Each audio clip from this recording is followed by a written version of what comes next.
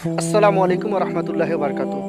আরেকটা বিষয়, আমাদের এদিকে দেখবেন যে মানুষকে যখন যে একে অপরকে সালাম দাও, চেনা অচেনা থাকলেও তাদেরকে সালাম প্রদর্শন করতে হবে। এটা এটা আমাদের সবারই কর্তব্য।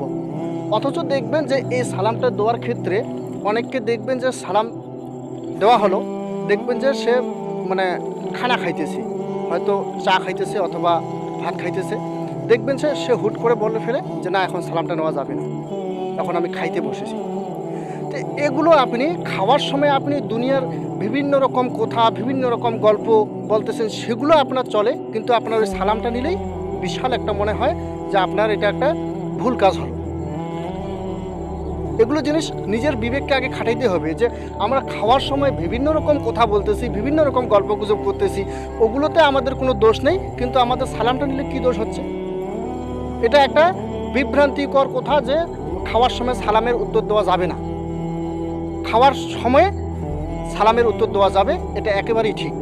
খাওয়ার সময় আপনি সালাম নেবেন, সালাম দিবেন, এতে কোনো অসুবিধা নেই।